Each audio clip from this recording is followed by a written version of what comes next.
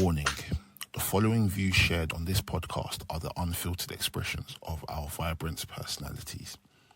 We are here to dissect the pulse-pounding world of pro wrestling, from the epic battles inside the ring to the captivating storylines that keep us hooked. Our discussions may venture into unexpected territories, from questioning the creative direction or analysing the artistry behind the suplexes and submissions. Please understand that we aim to entertain, educate and engage.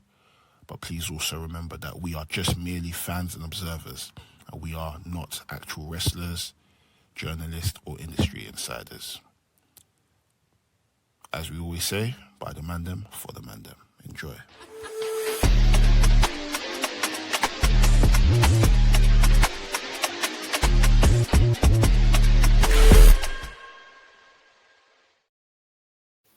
Episode 297 of the Wresthings podcast. Let's fucking nice! Myself, Mex, Slaps, Delboy in the building today. Big up the rest of the team. Some man are on international duty. Some man are on football duty. Some man are on business duty. So you got the three of us. Back from international duty. Come back from international duty. So yeah, it's been a busy week for us all. So yeah, we're doing the online thing. But we'll obviously try to keep up the energy, try to keep up the vibes and everything. And then we're back in studio next week. What are you man saying? Yeah, good, in good spirits. Deep to this. Bear man in the team. October B days, fam. Trust me. Myself, got Laps, Lloyd, flipping now, man. Yeah. Hundreds. Man. Yeah. Laps, you're in Manchester, you said? Yeah, I mean, money. I don't know whether to believe this guy. No, he's actually in Manchester. I'm in Manchester, brother. Are you in Manchester for what you said you're going to Manchester for, though? What did I say I was going to Manchester for? Well, you tell me. What did I tell you? Look at. Yeah, I'm in money, my bro. For what? What? I mean, I'm just chilling, innit? For my birthday. So you're in the hotel for your birthday. Mm. Are you going to be alone for the duration of this hotel trip? Absolutely not. Absolutely not. You know what? Fair enough. Fair enough. I worked myself into a shoot. Sorry, man. It's all good. Fair enough, boy. How's your birthday as well, Max? It was nice, man. It was nice. I had a surprise trip to Ibiza. Was there nice weather for the most part. I think it might have rained on like the first day, but that was it. But everything else was like 24 to 28 degrees. Yeah, went on a little boat trip. Went to some decent restaurants. Went to some questionable clubs because it's just unce central out there. And obviously it was right at the end of the season for all the raving and things. So we just caught a couple things that were like left. But overall, good time, man. Good time. So cannot complain. Onwards and upwards.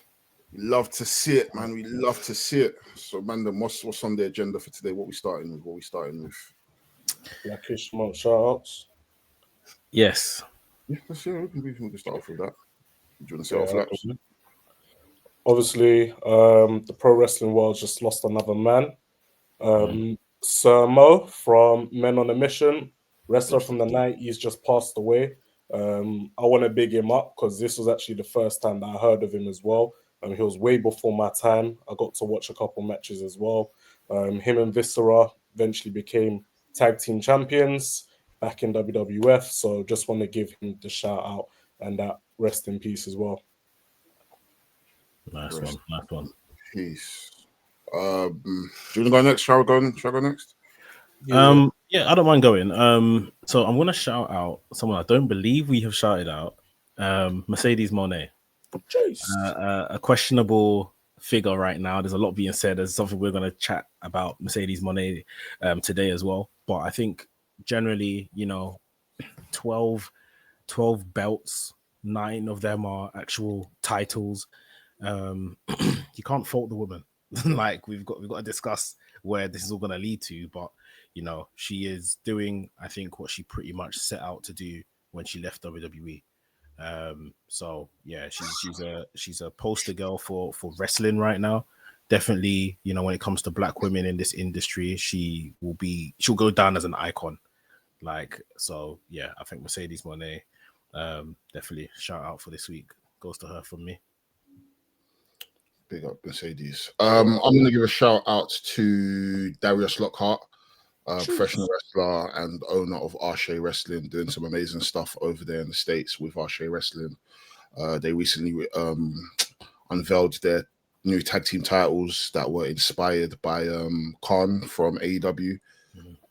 Yeah, he's doing some amazing stuff, and yeah, it's a great time to be a black pro wrestler in America and here as well. You know, if that's where you're seeking your sights, you know, Darius Lockhart is definitely someone that we love over here, and you know, he's been on the podcast, and you know, nothing but great words and nothing but good things to say about him. So yeah, man, big up Darius Lockhart as always. Big up Darius. I think I like the way he's managing Arshay. It's not like on a mission to kind of become a super promotion overnight. It's just like slowly building, slowly unraveling these new titles, slowly adding to his roster. He's doing it in a very nice pace, and it's catching fire as well. So yeah, and it's almost, I don't know if I'm going to be wording it right, but it's almost like the product is so good that sometimes you forget that it's just purely just like, you don't think about the skin color. I mean, like the product, the production, the work, the storylines, everything is just so top tier. Like you almost kind of like disregard that, you know, oh, it's actually solely just a black roster. Do you know what I mean? And I think that just goes to show you the levels that is. You don't look at it and think, oh, it's just a black show. No, it just happens to be a great show with black wrestlers on it. So yeah, man, let's big up Darius Lockhart and big up the whole Arshay team and the whole Arshay roster. You know, 100%. Wrestledream. Let's start from Wrestledream. Did you guys watch it this weekend? Yeah, I watched bits of it. There were a couple good matches there for sure. Couple, I can't lie, there was more than a couple. You know, we got to change the meaning of this word couple, yeah. Because sometimes when people say couple, they actually mean more than two. So yeah, no, but you're saying oh, so you mean more than two? Yeah, there's more than two. There's more than two. But I just said a couple. It's wrong. I know if I was to say to someone, if I'm in a couple, they will know I'm solely me and that one person. It's not me. Yeah, no, I get. That's what they would hope. I get. But yeah, a couple tends to mean as much as we want it to mean. The person that said it. Yeah. Yeah. Any standout matches that you think? Bro, Brody King, Bandido versus Okada and Takeshita. Oh my days, I can't lie. Big up Brody King, man. Big him up. He really brought Bandido to the end of that match, man. Telling him, yo, keep fighting, bro. Keep fighting. That finish gassed me. Motivating. What about you, that Del? Bro, listen, Mandem. I think tag team wrestling is back. Wrestling is back in AEW. Every single tag team match was like FTR versus Jet Speed was great. The Young Bucks versus Jungle Express was incredible. World class. I can't lie. I'll never cuss Jungle Jack Perry ever again. I'll never cuss him. This guy should, like, if he decides to go back to being heel, please stop. Don't ever stop flipping. Him stopping flipping is what's caused all of this bullshit. Now that he's back to flipping, he's back. I'm happy. And bro, like Lap said, Brodido versus Okada and Takeshita, that match for me was match of the night. Crazy. For me was match of the night. Incredible match.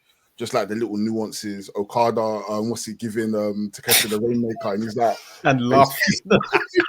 It was bro, just Brody King, you know, encouraging Bandido just throughout the whole match. And then paying it off for finally doing the Macarena as well. So yeah, man, tag team wrestling is back in AEW, man. I'm like, the division is so stacked. It is a crime if Tony Khan is not able to just capitalize off this and keep it going. Do you know what I mean? What about yourself? Boy, I think all the tag team matches, like you mentioned, were really good. I enjoyed the main event, and I know that's become a place of controversy as well. But I just think Jon Moxley's excellent, man. I honestly just feel Jon Moxley just makes everything feel real. And when you can do that in wrestling, I'm always impressed.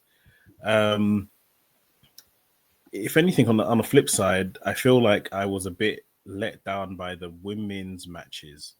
Oh, yeah. Tony and Chris, I think was good, but I don't know. I feel like maybe my expectation was too high. I felt Mina answering Mercedes. I was just thinking, like, where are we going with this? But that was the 11th title.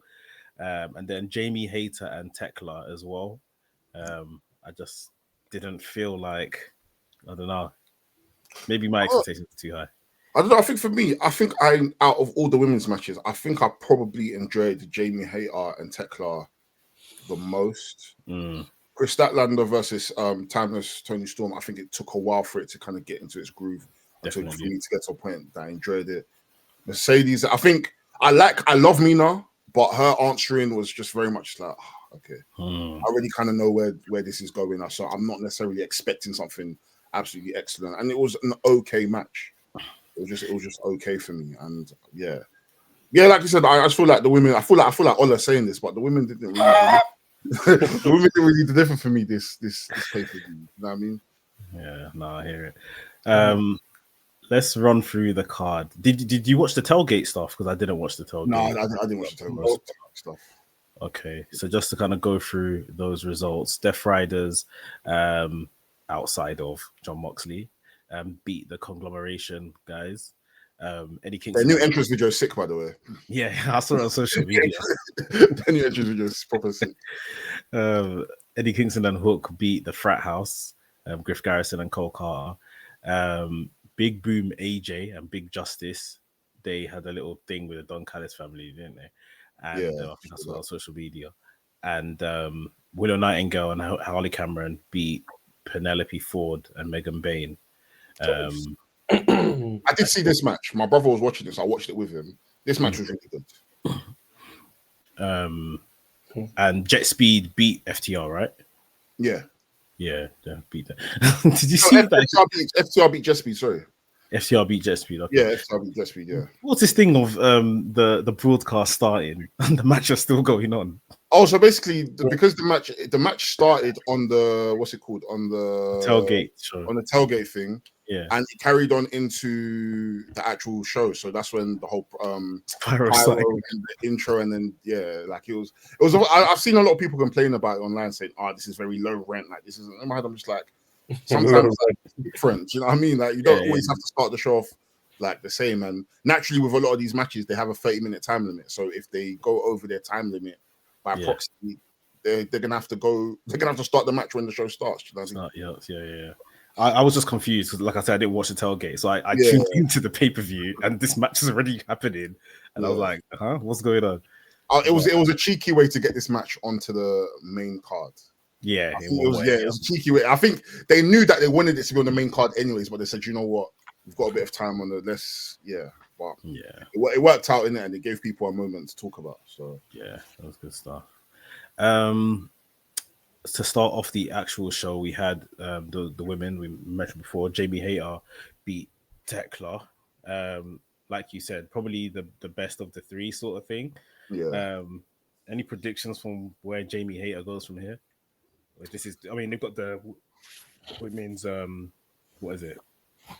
They got the blood and guts. Blood and guts. Yeah, blood and guts. So yeah, but any thoughts on this one?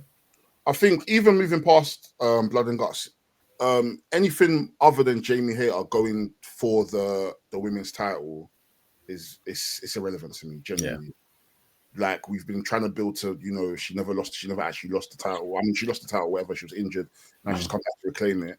Okay, let's build towards that now. Do you know what I mean? Like, I don't know. I feel like with the women's division, everything good is happening around it in terms of like, we've got a new women's champion. We kind of know we're building towards like the whole Mercedes and Chris Statlander program. But then even so, it's like we should still maybe see small spurts of, okay, cool, who are going to be the next contenders?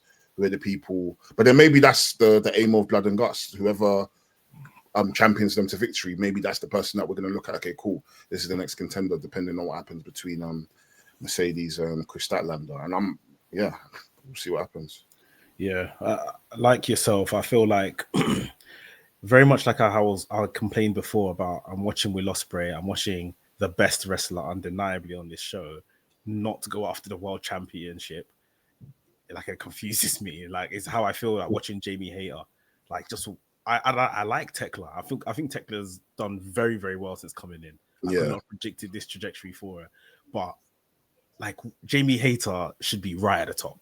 Yeah, like right at the top. But I guess it speaks to how good a division is right now that, you know, they don't have to kind of thrust the best people into those positions all the time. Yeah. But yeah, Jamie Hayter needs to find her way back up there, I think.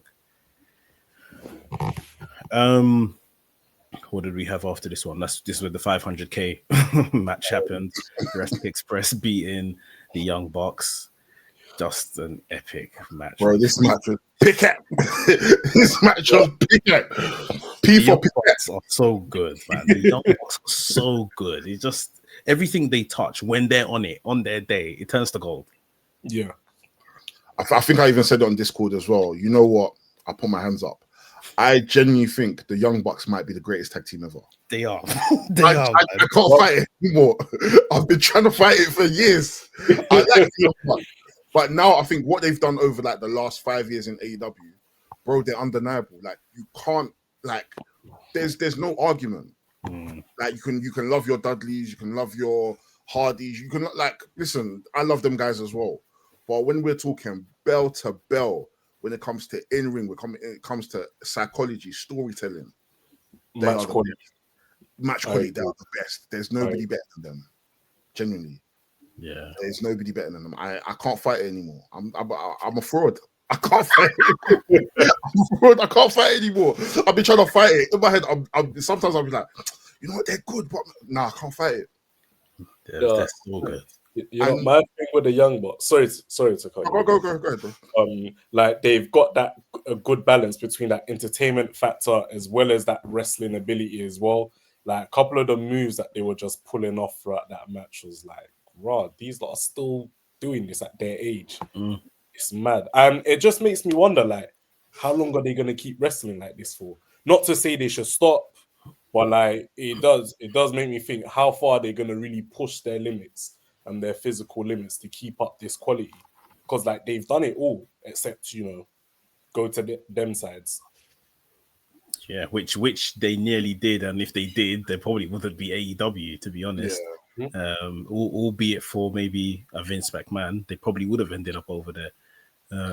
But yeah, they're fantastic. I think just on that point, I think I saw something this week saying that they pretty much confirmed that once they're done, they're buying PWG, and you know, making that an indie, pumping some money in there. Yeah, I did see something along those lines. I think it's either they're gonna try to buy it, or because they're either gonna try and buy it, or they're gonna maybe form some sort of independent within the SoCal area, because the SoCal scene has pretty much died and PWG isn't as active as it was before.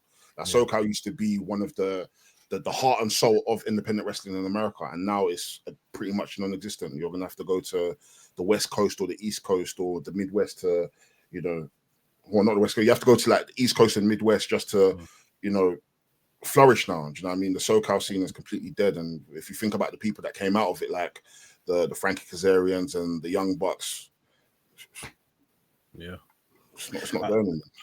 I think this is as well as obviously their in-ring ability and everything like that. Is why I've got like an affinity to the Young Bucks, because it's how they see the business. Like that, for them to be the guys, make a whole book about it. Like these guys became millionaires without going to WWE. Like for a period in when it was 2017, 2018, that was a thing. Like, and it's like when you deep it, like these are just two brothers that, you know, went from how their own story and how they started, and look what they've done with the merchandise, with just bringing eyes to the product over there in Japan, where they finally kind of really made their name. Everything they've touched, Ring of Honor and everything through that, like I just think they're the greatest, from in-ring stuff to outside of the ring. I just think they are the absolute greatest. They're the greatest tag team of all time. I can never deny it anymore. They're genuinely the greatest tag team. Yeah, man. And even to like touch on like Jurassic Express, like, bro, they're so good. Yeah, they're so good together. They belong together. They belong together, bro. And it's like these few years apart, it's like your best thing that you spend time with, and then you stop chatting to her, and then all of a sudden you get back, you link her in the club, and it's like nothing changed. Yeah. Like you guys are even better than ever. I know laps. I know laps. It's like it's just so good seeing them. It's so good seeing them together, and just seeing like them work as faces. So then they're able to do a bit more moves. Like I'm seeing what's it called? Kill Switch, aka Luchasaurus, do moves I haven't seen him do in years. And I'm like, no, I completely forgot how good this guy is. Yeah. Because they just wanted us to see him as Jurassic Kane. Jurassic Kane, but now he's back on his BS in it. So they both teams absolutely showed it, man. Tag team wrestling is back, honestly. Yeah, and like it makes sense. Like I do think one day, maybe later on, Jack Perry could still break out as a singles guy. Maybe once he's had more experience and he maybe knows himself and the character a bit better. But at the time they done it, he was nowhere. Luchasaurus is now a dinosaur on the show that we are calling the more reality real than WWE and stuff like that. So it unfortunately just didn't really work. And then Luchasaurus was never really booked like a monster that can never be beaten. And he was here taking losses as well as Kill Switch and stuff. So yeah, I just feel like together, a boy and his dinosaur, like it's just a bit more. It's still goofy, but it works. And yeah, they put on a great match as their kind of return as a tag team. Next kind of tag team, or this was a trios match, the Tornado Trios match for number one contendership for the trios titles. We had the Hurt Syndicate. They beat the Demand. These lot have been trading wins and losses over like either tag matches or singles matches or street fights and stuff like that. I guess now when it matters, the Hurt Syndicate have come out on top. What do you lot think of this one? Which I think is incredible booking, because it makes, even if a team is losing but someone wins a singles, it still feels like there's some sort of like equal footing between both teams. This match, I loved it. I can't lie to you. When I watched this match, I was like, yeah, this is Black History Month. This is Black History Month. Bro, what, like, MVP did his bit. MVP did well. Bobby Lashley did well as well. Benjamin. Listen, he's shot on Benjamin. I said it before. This guy is one of the best signings in AEW in the last few years. That guy is absolutely incredible. I'm seeing it, like, I'm flabbergasted with seeing some of the stuff that this guy can still do. And it doesn't even look like he's missed a step. Ricochet is Ricochet. Ricochet is just a great stooge. Ricochet knows how to piss people off. But at the same time, even with him using his flashy moves, incredible. And the fact that he's brought Khan and Toa Leona to his level, like they seem like a very, very credible faction. And even within their loss, it doesn't seem like it's taken away from them. Like I'm still wanting to see more of the Demand and see what more can the Demand do during week-to-week TV. So yeah, really, really fun match. And I'm looking forward to seeing the Hurt Syndicate versus the Ops. Yeah. Bro, Shelton Benjamin had to remind Ricochet that he was that guy before Ricochet was that guy, bro. Before they won you, I was doing it. For sure. I remember, like, just before Shelton joined AEW, he went on Chris Van Vliet on his interview show, and he was like, pretty much, if WWE called me back tomorrow, I'll go back, sort of thing. And for me, it was so disappointing to hear that, because it's like, you were just there. What are you going back for? Yeah. Like, they're clearly not using you. They maybe don't rate you, or they want to push others, or you just use you to get others over. And he's showing here, he still has more than enough gas in the tank. Like, Bobby Lashley is ultra protected. I don't think he's taken a pinfall loss since he's joined AEW. Yeah, I don't think so. But like, Shelton Benjamin has been far more impressive. Oh yeah, 100. Like, far more, and he carries, maybe because of the style he wrestles, he carries more of the spirit in AEW in him anyway. Like, I can't, like, it still perplexes me, because I look, at the end of the day, I know it's a wage in it, it's a salary, people need to get paid. But for him to just say when AEW is there, I'm prepared to go back to WWE. It was literally like 2-3 weeks before he signed to AEW. I just think, come on, man, like, trust yourself more, man. Trust your source, because, bro, you still got it. Like, you're brilliant. He's just been one of the standouts in that whole faction. I was even thinking, do you think that could have possibly have been just a thought at that time, basically based on the fact that he'd been there coasting for time, so he's kind of like felt comfortable in his position. He wasn't out of the company to be able to do what he's doing now. He wasn't given the ball and just said, you know what, run with it. We trust you. But I feel like sometimes, even with work, sometimes you'll be at work and you're just coasting and you're comfortable and you just think to yourself, you know what, I could just do this in it. But when you're now given the opportunity to be like, you know what, I can see more in you, and I know you can do this. Let's do that. It's not until you actually do it. It's like, you know what? Why would I just coast and do nothing? Like, yeah, I am that guy. Yeah, I've got the capacity to be that guy. Do you know what I mean? And like you said, he's been way more impressive than Bobby Lashley. But then for the past 7-8 years, we've seen so much of Bobby Lashley. Now it's like, okay, cool. It's nice for him to just take a step back and allow Shelton Benjamin to be the guy and be the workhorse of the team. You know what I mean? Yeah. So. Yeah, he could just be like I see Shelton Benjamin with TNT title, man. Honestly, doing open challenges every week. Open challenge every week, bro. Yeah, bro, the German suplex he gave to Ricochet over the top rope, bro. I had to remind him, bro. You see on SmackDown, shut your mouth when you give someone the German over the rope and they fly out over. I said, what? Dash way Ricochet and then come and done the front flip over the top as well. Like I said, no, this guy's mad.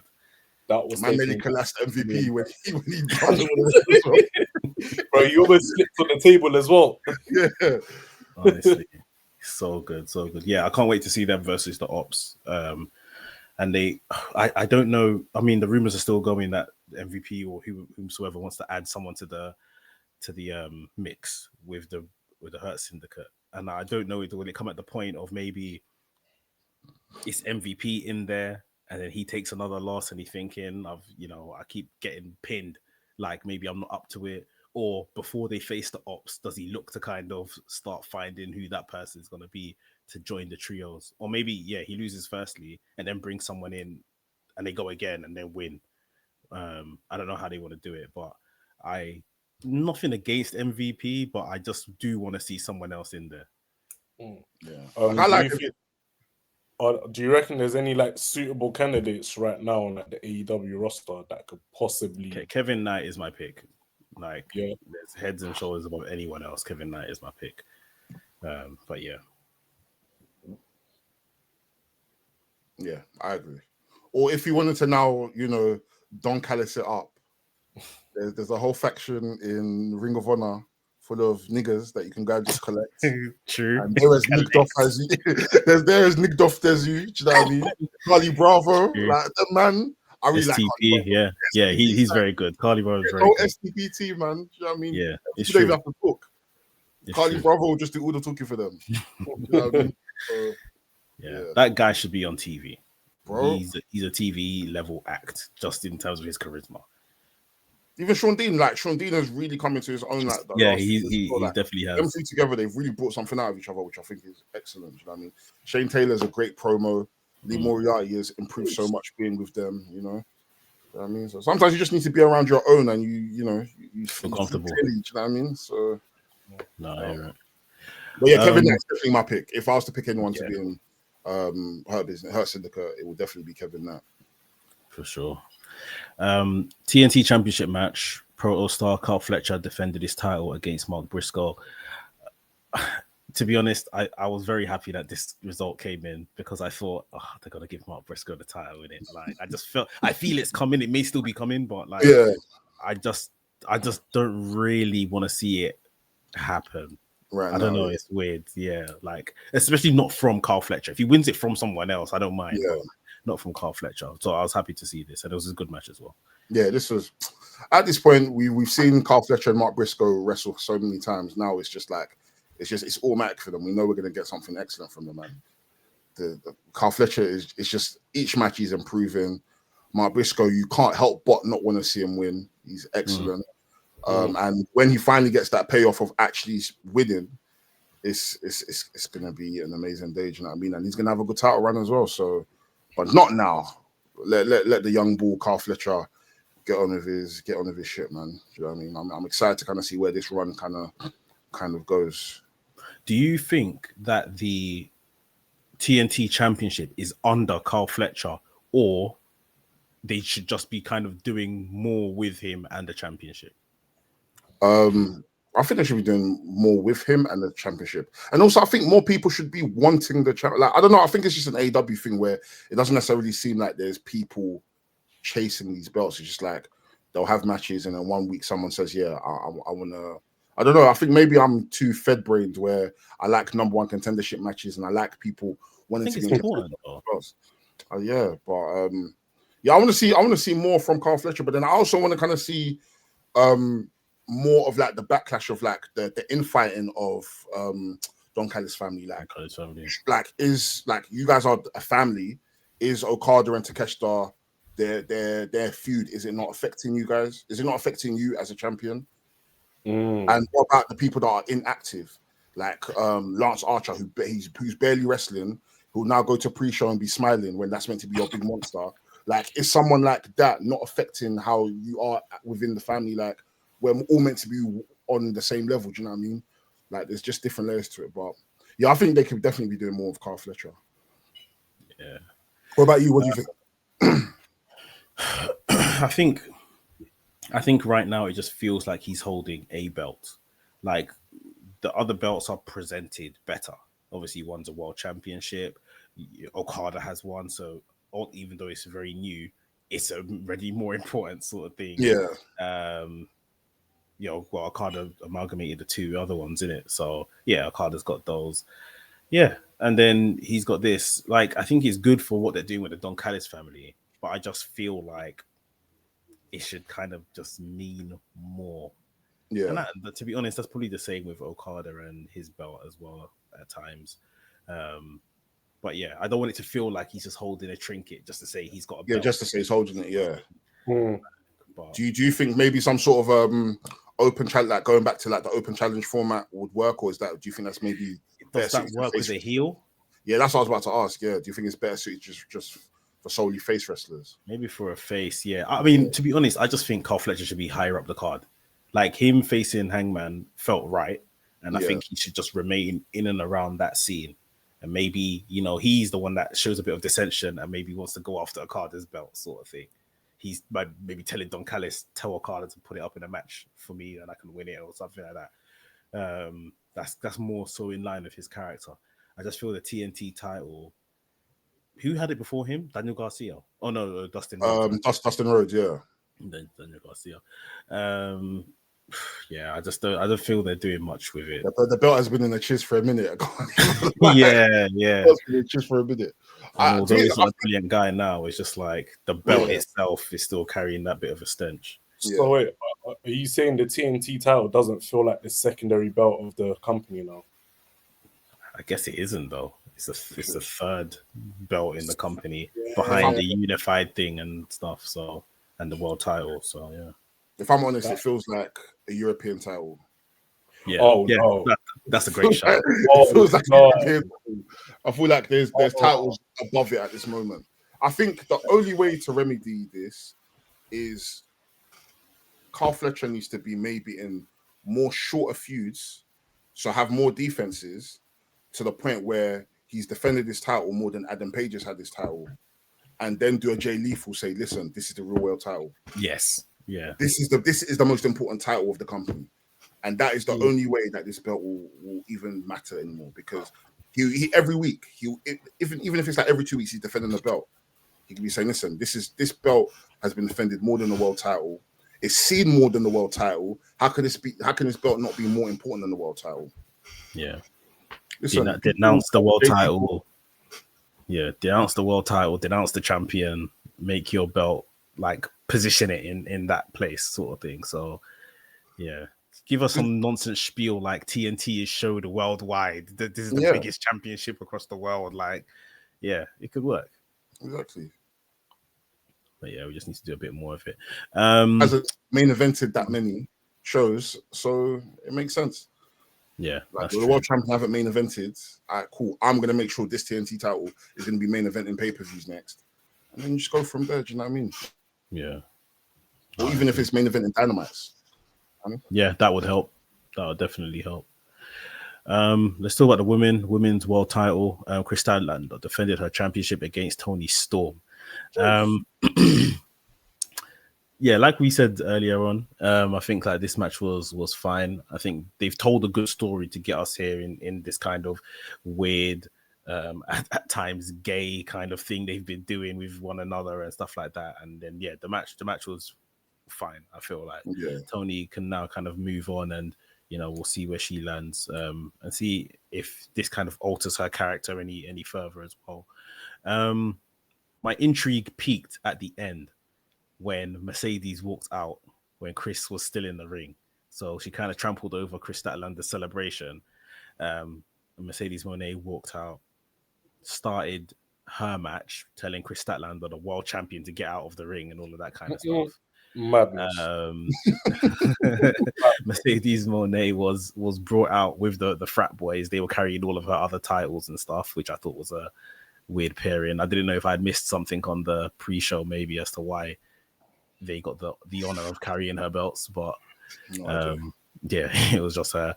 And then obviously she had this open challenge for the TBS title, or title for title, and she was going to face a challenger. So at this point, after the little bit she done with Kris Statlander, I was praying to God that Kris Statlander is just going to be pissed off and walk back out, because Kris Statlander is a champion. So all right, you want to face a champion tonight and put your belt up, you can face me, sort of thing. And praying that Kris Statlander just collects both belts and walks out. I thought that would have been decent. But then Mina Shirakawa walked out with a Ring of Honor interim TV title. And I was like, I know where this is going, like you said earlier. I love Mina. Yeah. When I saw her walk out, I was disappointed. I was just like, here we go. Here we go. Like, I would have maybe preferred like an Athena or a Shuri. Like, I would have just preferred someone that we just weren't expecting. Like, not that we weren't expecting, but just someone different, you know what I mean? But it was a cool match. So wait, can I get this straight? So what is Mercedes Moné doing, like an open challenge for like any champion to come and face her and put their belt on the line? This was a one-off. This was a one-off. So she had been at CMLL the night before. She defended her CMLL Women's Championship against Persephone. Yeah, good match. Yeah, that was a good match. I caught it yesterday. I think I saw it. And then she walked into the pay-per-view hours later, basically like, I'm going to defend the TBS Championship, but it's going to be against the champion, so they can put up their belt as well. And Mina Shirakawa came out with the Ring of Honor Women's Interim TV Championship. The belt is not even a legit belt at this moment, because Red Velvet Sky, whatever her name is, she's still champion. So, she's still champion. So technically, I mean, when the record books show, Mercedes won't be champion if she loses to Red Velvet. But then we already know where that's headed.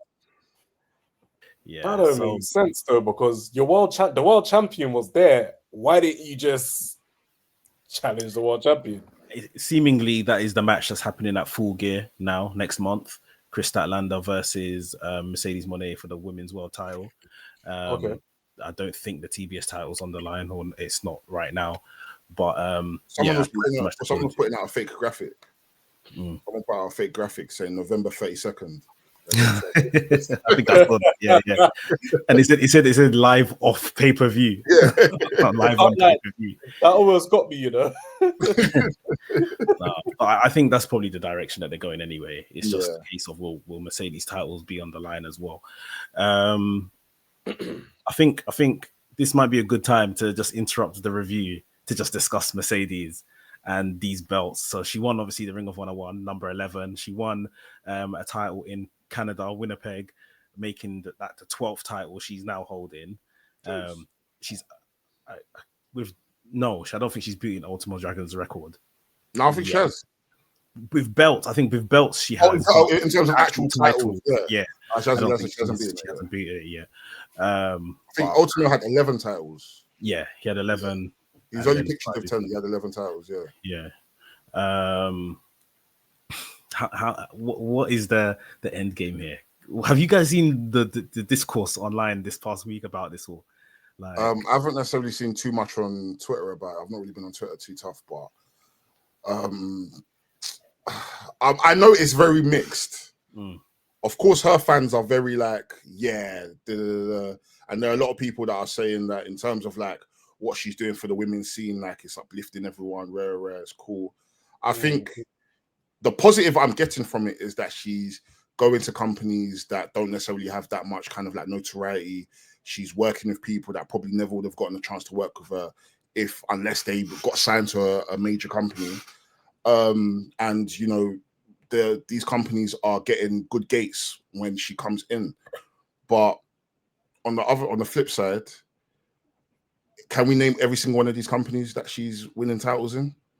Like, if I was to ask anyone, the belt that she won in Poland, what's the company? Poland. The one in Croatia, what's the company? Denmark. The one that she just wrestled in Canada, what's the company called? Most people won't be able to give the names.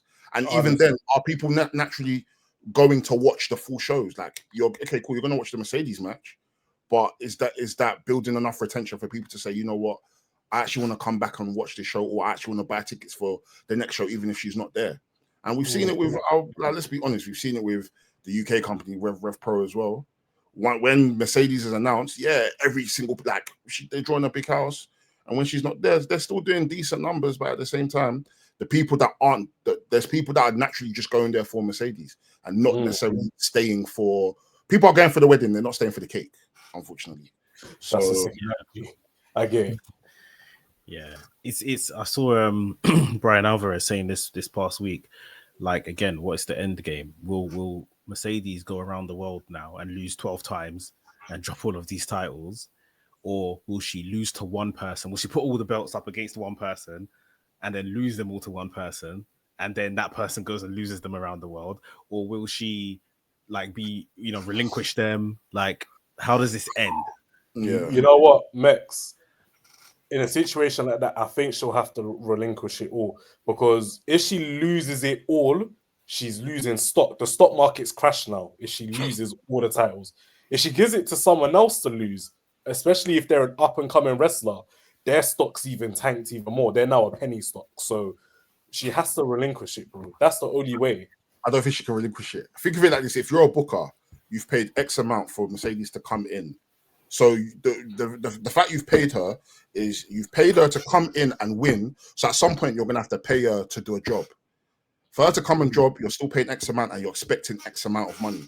So if she now one day says, "Oh, I'm relinquishing the title," and then now the company have to announce a tournament for the people to win, for people to come and watch for a person to win a title, as a fan, are you not going to be looking at it like, but I wanted to see the end. I wanted to see the end result of Mercedes finally losing the title. Like, this is the only reason I'm even coming to your company, not because I care about your company, but because I wanted to come and see Mercedes. And so I think that's a big issue. If she's gonna have to go around the world, lose 12 times, unfortunately. But then even then, it's like, okay, cool, I've beaten Mercedes, but what's it called? Celeste from Croatia has also beat Mercedes. So is it that much of a big deal? It's like she's losing 12 times at this point. And it's not even she's losing 12 times, she's losing 9 times, because most of these belts, it's not even like she's defended. She can't defend the Owen Hart belt. The Queen of Southside, she's not defending it because it's part of another belt. So it's just, I don't know. Like, I'm guessing the end game is once she loses to Chris Statlander, she then realizes that, oh, I thought me beating her 2 times before would have been an easy job. Maybe I need to, I don't know. Maybe I need to refocus. And bro, I couldn't even tell you. I don't know. I think part of the agreement of her winning these titles from all of these promotions must be that she will lose it to one of their local stars. Like, that's how she pays it forward, maybe is the term, in terms of, right, I'm going to come in, I'm going to bring the notoriety, I'm going to beat your woman for the world title, but then eventually I will drop it back to her or someone else in the company, and that helps you guys in help is being the word here, that she's doing God's work and winning all these titles and stuff. Well, she has to lose it. Like, she has to be pinned to pay it back, in my opinion. But I have a question. Continue, man. I was gonna say the one way that she could probably just get out of all of this is injury. That's it. That's what I was gonna say. She gets injured, or she gets injured, and all the belts leave her, and then she just needs to be come back somewhere down the line. I can't, like, if I'm a booker and you decide to get injured, wherever you're staying, we're bringing the camera, we're bringing the referee, and we're bringing the wrestler, and we'll pin you in your house, because there's no way in hell. Yeah, there's no way in hell. No way. You've given me your words that you're gonna put someone over. The fact that I've booked you for one event, and we're not seeing you for another 7 months. So even in between that, I'm missing my women's champion. Okay, for granted, we're seeing the belt in Mexico, we're seeing it in Poland, we're seeing it in Congo, we're seeing it in Japan. That's fair. But seeing my belt in another country is not bringing me readies. Because at this point, my belt is just one of many. It's not the one. Yeah. So it's maybe like you're sending videos for me to be showing in my event, to be like, oh yeah, I'm just here chilling with the championship. Someone needs to step up. Like, you're not even being a part of the story, like event to event. So you've won my belt, you've disappeared. Then you now fucking decide that, yeah, I'm going to be fucking injured. Madam, you will pay. Wherever you stay, send me your address. I'm bringing cameraman, I'm bringing referee, and I'll even bring 3 of my wrestlers. You do fatal 4-way. you guys will decide what you do. I just need my win, and I need it on footage, and I need to stream it. They'll be asking her what local. I'll send it to Brian Alvarez as well. Brian Alvarez can now do his review, so that way I can also get more notoriety. Because fuck, I can't imagine Mercedes going on like a 12-match losing streak, especially for world titles, bro. Like, it's just difficult to imagine. No, it is. Like, I think I was saying, when we were like at maybe 5 or 6, I was saying, yeah, you know, she could. I think at the time she lost to Toni Storm, and she could have like a crisis of confidence and start going back around the world and dropping these titles. Like, she's on a losing streak because she just lost to the AEW Women's Champion, and that's the big one. That's the one she thought she can really win. But now to lose 12 times, and of course we're saying 12 times. It doesn't need to be consecutively, but like. I'm intrigued as to how this is going to end. And I hope, like we're saying, this is a real legitimate ending, and not like you're saying, Del, they're gonna have to link her in a local medical facility and then bring a camera out and pin her on a hospital bed or something like that. You see what Stone Cold did to Vince McMahon? He pulled the face mask down, weighing her in. Oh, bro. Yeah. But yeah, anyway, so she beat Mina Shirakawa. Chris Statlander came out to kind of rain on her parade now, and yeah, they had a bit of a tussle, and yeah, Mercedes has called out Chris Statlander. So, like I said, probably Full Gear is the direction for those two, which will be good to see. Will it be another belt for Mercedes? Only time will tell. I also saw Toni Storm and Mina depressed as well Backstage, yeah. They're winning them tag team titles, man. Yeah, they're winning them tag inaugural tag team winners. Tag team titles, man. Yeah, it's a good shout. Even then, we don't even have the tournament yet. He's announced that nearly 4 weeks ago. We don't even have. I think the brackets are coming out. The brackets are coming out today. Well, was that announced? Yeah. Yeah, they're going to announce the brackets this today. So okay, fair play. Okay, we'll see how that goes. Next up, we had the AEW World Tag Team Championship, the men's on the line. Brodido, Brody King, and Bandido went up against Kazuchika Okada and Konosuke Takeshita. They beat them in a very fun match. Brodido, yeah. When he got put together, I was just like, okay. But they've won me over. Like, they've really won me over with their performances and the little story they're telling between the two of them as well. Yeah, match of the night. Yeah, it was good. For me, anyways, match of the night. Genuinely. Yeah, Brodido, they work so excellent together. And I don't know, I think AEW have done this amazing thing of these odd pairings that you wouldn't expect to work together.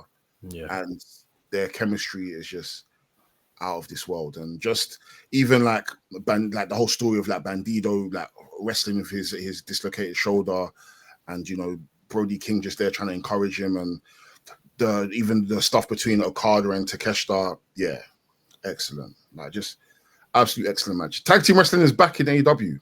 Yeah, generally, tag team wrestling is back. Their cornerstone. They need to keep leaning in on it. Like, this is their pillar. Yeah, as opposed to everything else they told us is the pillar. As for Okada and Takeshita, this match, when they have this match, is going to be great. Do you think this is going to be the match at Wrestle Kingdom as opposed to on AEW ground? Oh, do you mean for the IWGP title? Well, maybe for his title. Yeah, maybe. I didn't think of that, but maybe. Maybe not Wrestle Kingdom. I think maybe what's the January event that they did with AEW and with New Japan? Wrestle Dynasty. Dynasty, is that what it's called? Maybe a Wrestle Dynasty, or maybe might even be the C2 finals. Might be the C2 finals. Because that Continental title, I don't see, unified title, whatever the belts he has now, this nigga, I don't see him losing that for a while. Like, I feel like he's gonna run the gauntlet because it's gonna be again the current G1 winner versus the current C1 C2 winner and the greatest tournament wrestler in wrestling history. I'm sold. It builds itself. It builds itself. Do you know what I mean? So, yeah, it does. It really does. Wow. Who wins? Okada. Fuck. Okada kind of has to win because otherwise Takeshita would have everything. Yeah. He'll have the mid-card belts. He'll have not everything, the IWGP world title. Disqualifications. We say double count.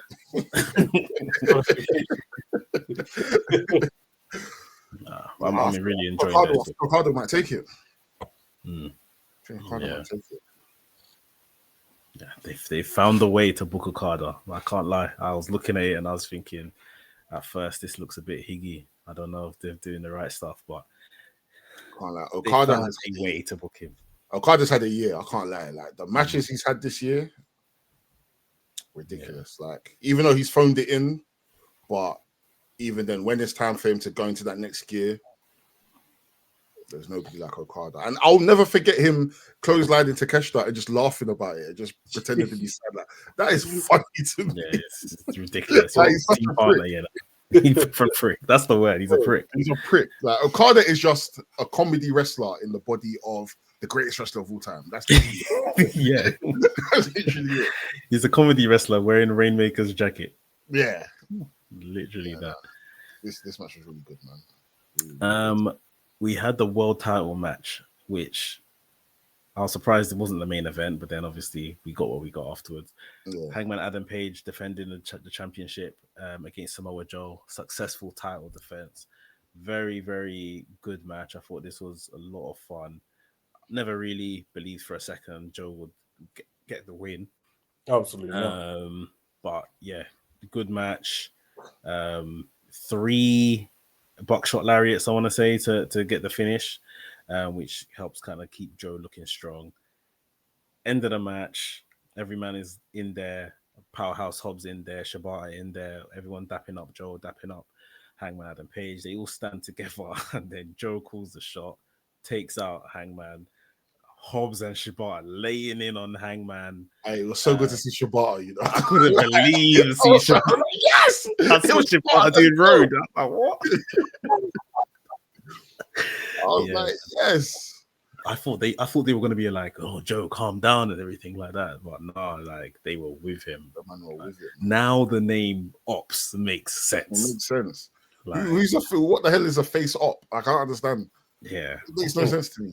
Like nobody talks about their ops as if they're good people. Like, you know what I mean?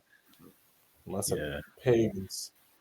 So I guess this is gonna continue somewhat. I'm assuming so. Yeah. Powerhouse Hobbs versus Hangman, I think could be good, even if it's like a TV championship match. Yeah, I think that could be fun. I think against Shibata will be pretty fun as well. Yeah, I think Shibata will be pretty fun as well. Adam Page has got a lot on his plate, but whatever's on his plate, he also needs to speak to Tony Khan about can that plate be used in the main event, because I'm tired of being second to last or I'm opening. Like we're seeing shades of his first run, isn't it? Yeah. So I got a question. It makes sense why the last match was the main event, though. Yo, quick one. You see the way people are just attacking Adam Page? Who are his brethren that are gonna come and back him? Because the Ops just laid it into him and no one came for the save. His brethren are already in hospital. Ospreay, Swerve, somewhat bedroom adjacent. They're already they're already banged up in bed. I guess they haven't told, and I think we need to get back round to the point. Big up Del, other Del. He was saying Big to up me, Del. You could be in a situation where we could do Kenny Omega, and then the it dropped to me. Hangman beat Kenny Omega. What was it now? 3 years ago for the world title at Full Gear. Like they could have literally told a symmetry kind of story from this point to get us to Full Gear, where it's Hangman going up against Kenny Omega. Kenny thinks, well, this is my last chance to win the world title. My body's breaking down. And we do it at the exact same event where Hangman beat him 3 years ago, however long ago it was. But yeah, seemingly they're going with the Samoa Joe stuff again, which I'm not against. But yeah, Kenny Omega would have been nice. Can Kenny Omega become world champion again? Can he what? Can he become world champion again? Do you think it's possible? I mean, anything's possible with Kenny Omega, but I don't think his body can carry him through another. He can't wrestle that regularly, I don't think. So that will be the hindrance, I guess. Yeah, unless we're giving him like a 2-month reign where he's only wrestling 2 matches, but he's on TV every week. Yeah. But as of that, nah, I don't think it's even possible. There's no point. You'd at least want someone that could work the all-star tag matches regularly and be working opening matches and working main events. I don't think Kenny has that in him at the moment. I think he's very much settled in this position of, you know what, I can be in this match, I can be in this match, I can be in this match, but then I have to be written off TV for a bit. So I can.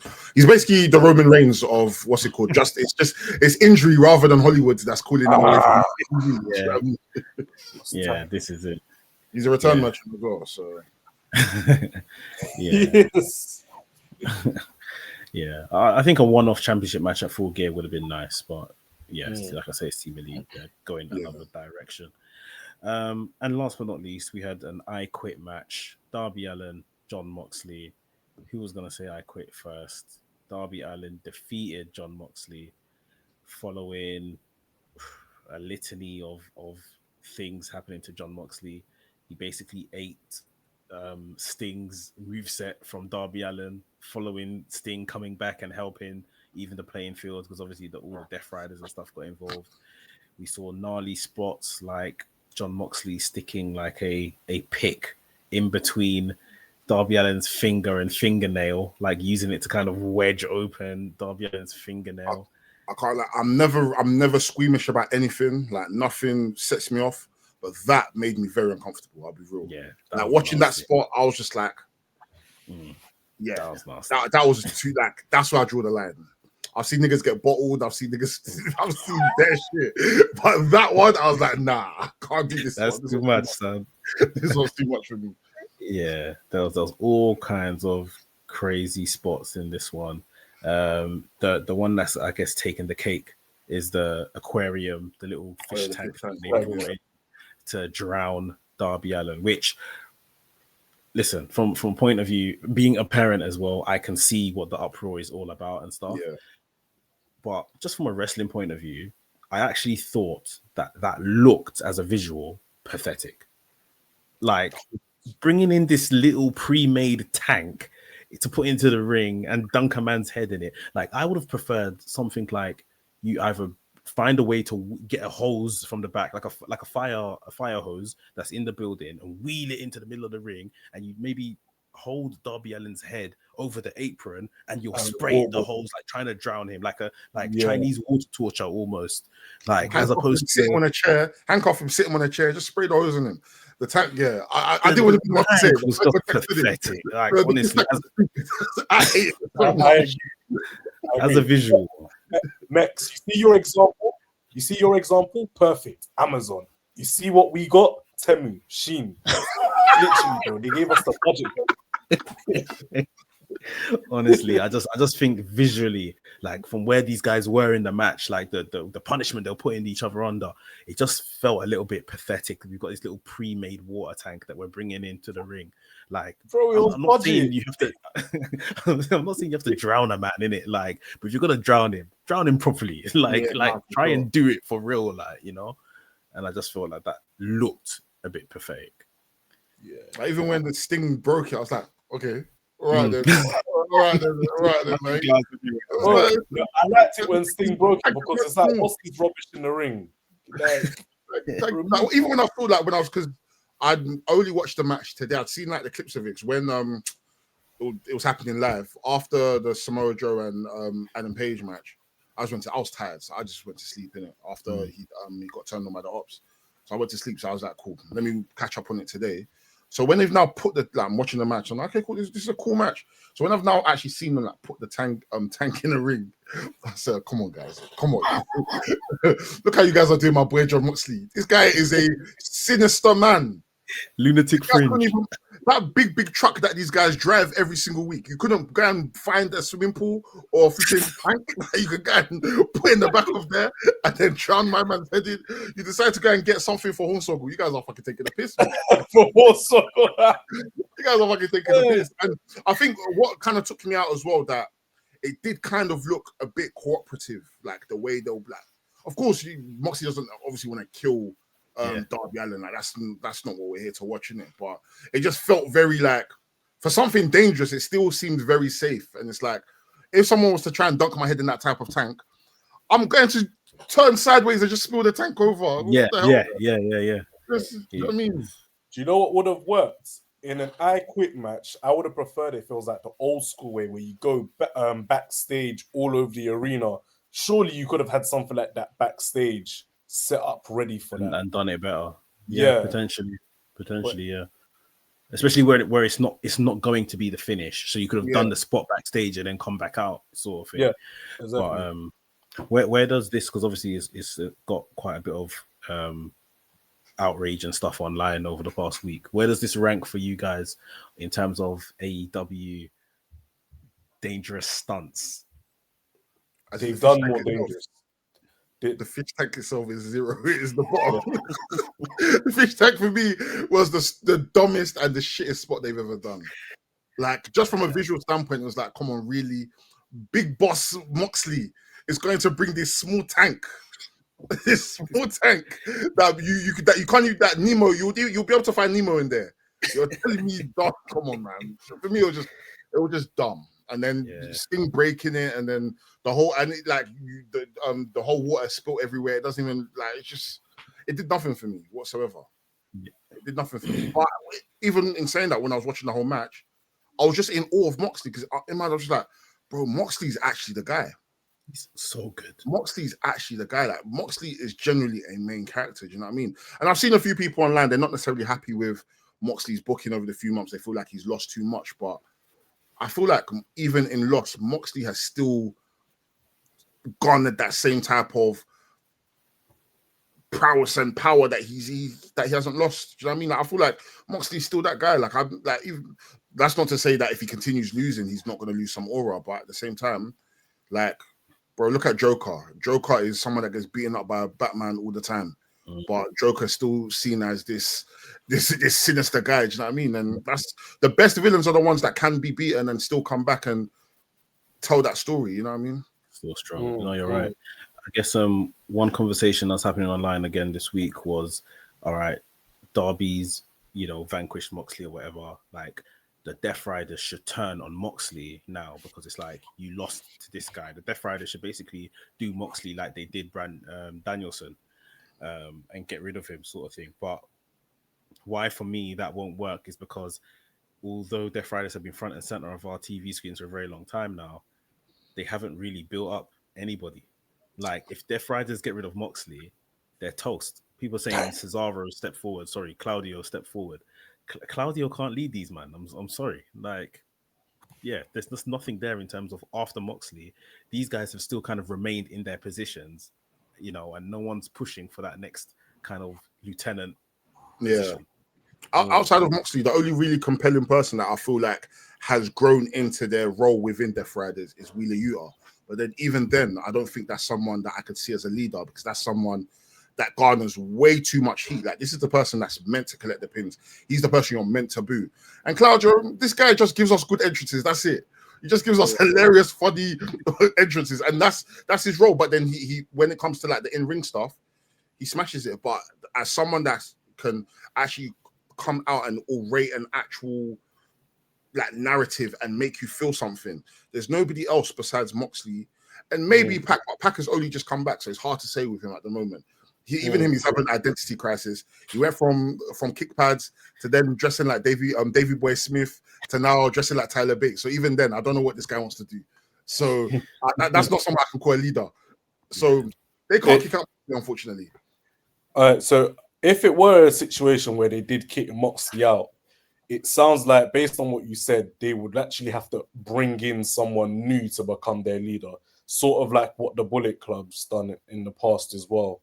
Instead of someone just stepping up to that next position, you might just bring in someone new. Do you get what I'm saying? The only way I can see them bringing in someone and kicking out Moxley is if they've been conspiring with Bryan Danielson all along. The only way I can see it. That's a great shout. That's the only way I can see them kicking them out. And yeah, if Bryan Danielson has been conspiring with these men, let them know that, listen, this is what you man have been doing since he's been your leader. I'll take you, man, to the promised land. I've done it before.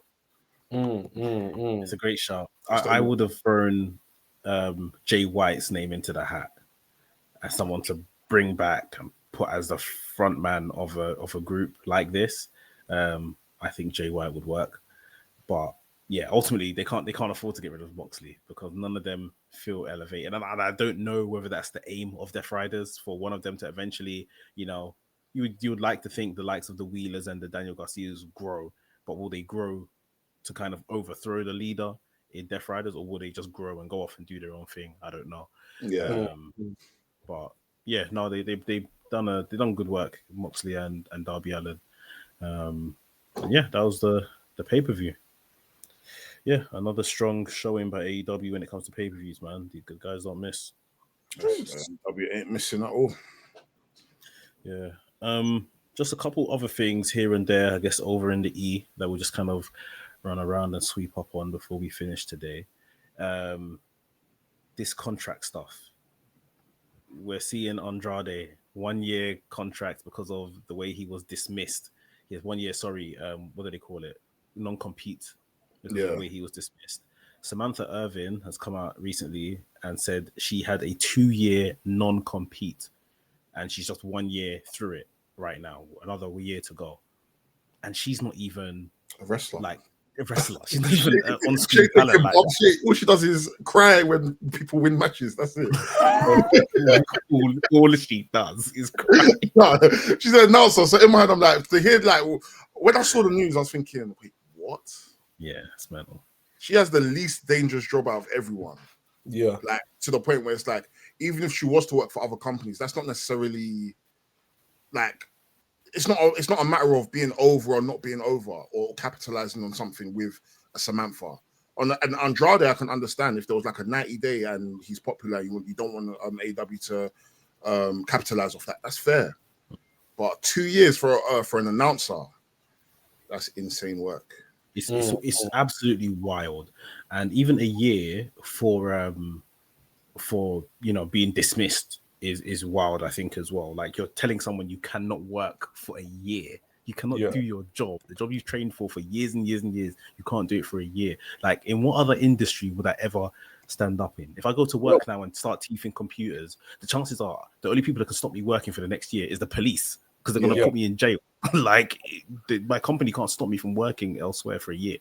Yeah, it sounds illegal. I can't lie, bruv. I saw David Otunga. Obviously, he was a lawyer, innit? He come out and said that if this went to the court of law, that it wouldn't stand up. It wouldn't work at all. But what I might sound like a prick for saying this, but I tend to always revert back to this. Not that they're openly complaining anyway, but Andrade 1 year, no non-compete. Samantha Irvine 2 years, and obviously the fans, the outrage is like, oh, WWE are petty, they're this, they're that. Do these people not read their contracts? or do these people not understand their contracts when they're signing them? That's what I'm confused about as well, because naturally, with Andrade's situation is more so because he got fired, he has that 1 year non-compete. If it was a thing where he was just released or he just didn't if he didn't resign, then he wouldn't have a no-compete. But if it was just a thing where they released him, they would have to comply and pay him his bread. You know what I mean? But for him to it's 1 year no-compete, like that's, I don't know. And especially, I mean, the only caveat is that he can at least wrestle outside of the United States. So he can do Japan, he can do Mexico, he can do Europe. But unfortunately, that's not where the TV is. Yeah. You signed you signed a deal with AEW. They got sent a cease and desist. On AEW's end, I'll be kind of looking at him like, do you not like you said, do you not read your contract? Yeah. Because this basically comes across as contract tampering. Mm-hmm. So I don't know. I know we spoke about this in the sense of TKO and this being maybe TKO thing, but I've done a video and research on this last week where Lance Storm was saying when he was in WWE during the pandemic, when he may be doing some backstage role, he also had in his contract then 1 year if you're fired and this, that, and the other. So this isn't necessarily a new thing. Yeah, no, it's not a new thing. I think even Stevie Richards spoke about it. Like they had something similar when he was around as well. Mm. So I think it's just more so just depends on, again, if you've breached your contract, then the 1 year no compete is what comes into effect. Yeah. Just a thing where they've just released you, not because you've for any misconduct or anything, then you'll have your 90-day or 30-day non-compete and you still get paid. Yeah. I did a bit of digging as well. It's TKO that I've literally just said they're going to start enforcing this. Because apparently you're right. The 1 year no compete clause has been there for quite some time. But it hasn't been always enforced. But now that TKO is in the picture, it's said that they're really hard on making sure that that's something that's enforced going forward. That's why I feel like that's why we're hearing about this now. They're trying to hold on to their bread. Like, why are we paying people 100%. If they've been kicked out of work? Why are we paying them and stuff? So, yeah. And Samantha Irvine, like I say, it's not like she's coming on screen or onto the internet and complaining about it or anything per se. Well, she hasn't. But it's like everyone's always like, oh, WWE doing this, WWE doing that. Just let these people read their contracts. Like, it's all well and good. Yes, you need to work a job and everything, but these are the terms of your contract. If things go pear-shaped, just know that this is the situation you can also find yourself in. You know, earning 300 grand a year is all well and good until it isn't. And when it isn't, like, just know what the situation can be, rather than everyone here calling WWE's name. Like, it's have their own contract and how they manage that as well. Like, come on. The thing is, it's no, like, in terms of that Samantha, it's no different to like if you worked for MySpace, you didn't leave. On your contracts, there will be a cool-off period of you can't work for XYZ for a certain amount of years because, of course, you have certain industry secrets, company secrets. They're competitors. It's the same with the music industry as well. When I got signed, I had one of my terms and conditions was if the contract gets terminated, you can't release music on during a certain amount of time because during that certain period, we still are going to be making money off you. So once that period is done, then you can release music again. So, like, terms and conditions within contracts is not a new thing. So, of course, wrestling fans they have this fake activism that they want to be supporting everyone, and they think everybody is they think everybody's stupid and nobody knows what they're doing, and they think everybody's being taken advantage of. But people have to remember these are adults that are probably signing contracts with their lawyers. It just so happens that unfortunately Andrade was doing bad behavior, and he breached his contract, so now he can't work for the year. He probably forgot, or I don't know what that situation was. Samantha, it's clear that Samantha's not complaining because she already knew the deal. Do you know what I mean? So when people are saying, "Oh, TKO are evil," okay, you go and work for a Fortune 500 company, work for them for 5 years, and then when you sign a contract with them, when they say to you, you can't work for XYZ, you can't work for any of these companies for 3-4 years, don't be shocked. And if you do want to be shocked, don't fucking sign the contract and go work for Trader Joe's. Simple. This is it. Like, there is alternatives. Like. There's alternative. Do you know what I mean? Like, it's not rocket science. You know what I mean? It's not the greatest thing, but at the same time, it's business. Yeah, there's perks if a company wants to put you on TV and pay you in excess of 300 grand a year, whatever it may be. There's going to be perks to it, of course, but there's also going to be the nature of business that they need to handle. If we're no longer putting you on TV, we're not going to let you just walk free of your contract, walk into another company next week, as long as we can help it. You know, there's going to be non-competes and stuff like you mentioned. This isn't just a wrestling thing. This is in most industries at a top level. You know, you cannot just go from one competitor to another. Like, there will be a cooling off period, is what it's known to, you know, outside of the world of wrestling and stuff like that. So yeah, either people just need to wisen themselves up to how business works, or just stop their belly aching every time, you know, someone leaves and all this outrage, blah blah blah. Like, we'll see, because there'll be someone else. This will all be done. We're all talking in vain, because someone else will get released, and then this whole thing will come up again. But, nature of the business, isn't it? Yeah. I guess the last piece of business from us for this week is WWE, the main story that is driving things now. Seth is out of the division. Seth has relinquished his title, or Adam Pearce said he got stripped of the title. Bron Breakker came into Raw carrying the World Heavyweight Championship. Looked great with it, but Adam Pearce took it off him.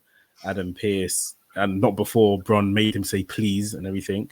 Adam Pearce then said they're doing a number one contenders battle royal to see who would face Punk, who is the actual number one contender, at Saturday Night Main Event for the world title, the vacant world title. Bron were not in the battle royal. Adam Pearce flip reversed it on Paul Heyman and told him no, like, you man, they're not going to be in it, which was good as well. We had this battle royal. Jey Uso won the battle royal, kicking out Dom Mysterio finally, but before Dom Mysterio, he kicked out Jimmy and LA Knight after Jimmy had saved him twice from falling out of the battle royal. So a bit of storytelling there to those two and their friction right now. Jey Uso versus CM Punk, I think it's 1st of November, Saturday Night Main Event for the World Heavyweight title. Where do you lot think we're going? Who's walking out of Denver with the World Heavyweight Championship? CM Punk, bruv. You reckon? CM Punk. Well, I think Jimmy just might interfere and then mess it up for Jay. And then there you go. You've got the storyline of Jimmy and Jay coming up. But yeah, CM Punk's walking out of this easy, and he knows it. I don't think I have it in me to see another Jey Uso run. I'll be honest with you. I don't think I can stomach another Jey Uso run. I'm tired of him. I'm genuinely tired of him. The thing is, I don't want to see any interferences, because then we're now going back into the whole bloodline-esque match of, you know, like, if CM Punk is to win, let's let CM Punk win straight, like clean and straight. Do you know what I mean? I'd rather that than have Jimmy come stare at Jay like this, then do super kick and then walk off. And you forgot the black hoodie. Okay. like I'm past that, man. Like I'm tired of that, man. Let's let CM Punk win straight. But then I don't know. Maybe I'm going against the grain then. I think Jey Uso is winning. I genuinely think, obviously, CM Punk's had his story with Seth Rollins majority. And, you know, I think CM Punk maybe still gets to a world title at Mania, but maybe the actual WWE Championship.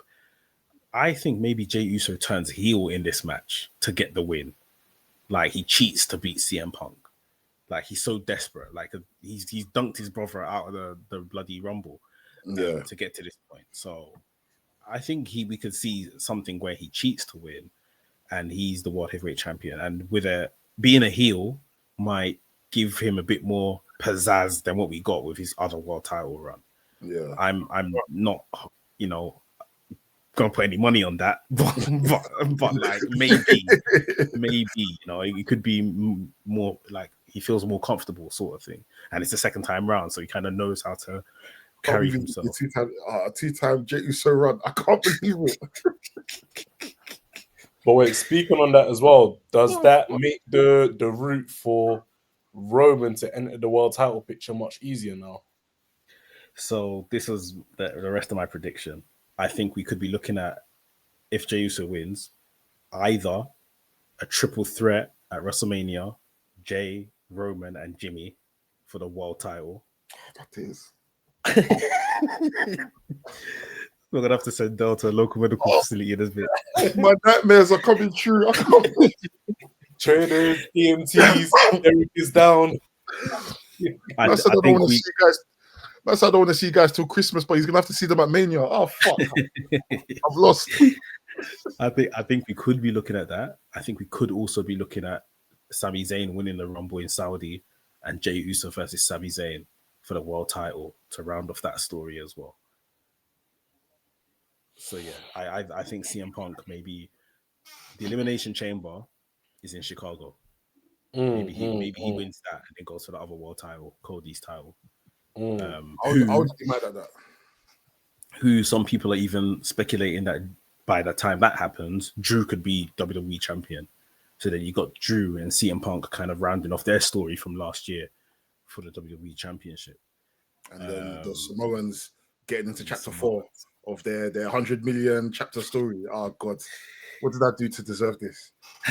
For me, like on paper right now, that I can't lie, that I'll look forward to like a Jey, Jimmy, Roman situation, because generally WWE produce very good triple threat matches. But then Jey Uso and Roman and Jimmy are in that match. That one will be triple threat. There's going to be a whole lot of Yee. Then there's going to be Vegas. Acknowledge. Oh God, I've lost. It'll be a telenovela. It won't be a wrestling match. It will literally be a soap opera. The thing is, if they were to do that, I want them to prove everybody wrong. The collapse of their last singles match, I want them to. I don't know what matches they need to study. Go and study all the great triple threat matches that have happened in the last few years. Go and study and then come back and show us something. Yeah.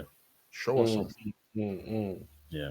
But yeah, I do think, we've got two avenues. If Jey wins it, those are definitely two potential WrestleMania avenues, that we could see. Some might obviously want Sami Zayn and Jey Uso more because of that story that they told during the Bloodline days as well. But yeah, I think it brings some intrigue to the product somewhat. Obviously, some people are saying that they should have just went with like Braun or used this as an opportunity to just, maybe put an Obafemi into the Battle Royal and Obafemi wins it. Like, what do you guys think on that? Obafemi's coming Royal Rumble, bruv. That's what I think. Yeah, Obafemi's still doing NXT live shows, isn't it? So he's not on TV, but he's still doing live shows. Let him have fun on the live shows. But once Royal Rumble comes, get him in the Royal Rumble and get him in that Elimination Chamber. Then whatever you decide to do with him after, even if it's put him, I don't know, maybe they need to have some United States title invitational scramble match or something. Let him just dominate that, win that title, and let's send our boy home and get him to the promised land, because if they can't go wrong with Obafemi. Yeah. And if they do, that's when I know that Triple H don't like black people. I have said it. Because this is the easiest layup ever. Book him the way you booked Brock when Brock first came in. And book him the way you booked Gunther. Just book it black. It's an easy layup. And if you don't, then that says a lot about you guys. Yeah. No, I think you're right. And even with Braun, I think I'm happy they haven't just kind of pushed Braun into the position of world champion or, getting a world championship match. I'm intrigued to see how they manage it from here, what they do, because they excluded him from this battle royal. But yeah, I think Braun is probably just one good promo away from them saying, all right, cool, all systems go. This is our guy, sort of thing. They know he's like heir to the throne, but I just think it's that promo that's missing from his bag right now. which they are probably not convinced that if this is going to be a guy that we give the mic to, yeah, he can probably do all that kind of Scott Steiner type promos, the Goldberg type promos, but can he do the other side of telling a story and get people into arenas? I think that's probably what the test is left for Braun, and then, you know, all guns blazing once he kind of proves that. For sure, yeah. No, I definitely agree. Definitely agree. Yeah. Right. Have you managed to see? There's I don't know if you might have seen. You know them like animated WWE videos, on like TikTok and stuff. They made one the AI ones. Not the AI ones. It's like 3D. I think they use like maybe like the WWE 2K models, and they do like little stories, and they've done Let me. I'll send it to you, man. Here. But there's one where it's like POV. You're facing Braun Breaker in a match, and this guy, like his model was just tweaking, and he spears you. Your eyes go black. Oh, I know what you're talking about. I know what you're talking about. And then you open your eyes, and he's just punching you. You close your eyes again, you open your eyes, you're outside the ring, and him and Paul Heyman are walking up the ramp. And you see him tweaking again. You're like, oh shit. He sprints, runs around the ring and spits you. Hey, bro, it was crazy, man. One's cold, man. And like you said, the visual of him coming in with that championship looks excellent. Bro, it's natural to him. Do you know what I mean? Like from when he won the NXT title and just seeing his reign with that title. Granted, it was a face, but just seeing him with the belt was like, yeah, like he's going to be a great world champion one day. When they pull the trigger, but when they do it, it's gonna be top tier, man. Yeah, I agree. Oh, interesting stuff on the horizon. Any other business, lads? We've got Basement Grooves November 2nd. We'll be celebrating the Mandem's birthday, so pull up. Hustle, I think it's November. Let me stop getting these dates wrong, man. Too many dates. There's 2 Hustle shows next month. Let me double check. So there's Hustle on, is it the 13th? November 13th. Grab your tickets. And then that same weekend, November 16th, there's Hustle Ambition in Wood Green. See the future of the wrestling business, you know, some new students and people in their camp. Yeah, we're going to be shooting some content for you guys over the next few weeks as well. Hopefully tier ranking done for you guys as well. And some other stuff. And yeah, man, just let us know. Keep liking, keep commenting, keep subscribing. Join the members so you can come and, join the Discord. We did, what did we do yesterday? We did the phonetics for, phonetic alphabet for like the Discord lore. So it's like C for J for jammed. Like it was proper funny, isn't it? Do you know what I mean? So we've got a good community that we're brewing, man. We just want to continue growing. We're going to be doing more activities where we will link up and stuff like that. So yeah, man, come join the members, man. We've got people from Italy, America, the UK. You know what I mean? So we're trying to be worldwide, man. So global. Yeah, man. Cheers. Dedicated coming back. Yeah, we need to. We had a date. We just some movement around it, but yeah, we've got some interesting stuff to shoot and capture before the end of the year. So looking forward to it. Yeah, that's on the horizon. But yeah, man. Everyone's working. That's right. Laps, make sure you fill us in next week from your report from up north in Manchester. Yeah. Bro, I was about to fill you guys in after this still, but yeah, don't worry. You can do it. You can give the podcast a version next week as well. I need to give you the Excel document, bro. I've been gathering data up here. All I'm gonna say is the air quality up here is good. It's good. And if I was a scout, I would leave down south and come up north, bro. Okay. Yeah. Fair enough, man. Yeah. The fact that he's even biting his lip as well. This nigga freaked out nigga, man. I'm tweaking. I'm tweaking. I said, do that tweet. Yeah. It's been a good one. I've been Mex. Delboy. Wrestling's podcast, coolest wrestling podcast in the world. By the Mandem, for the Mandem. Bow.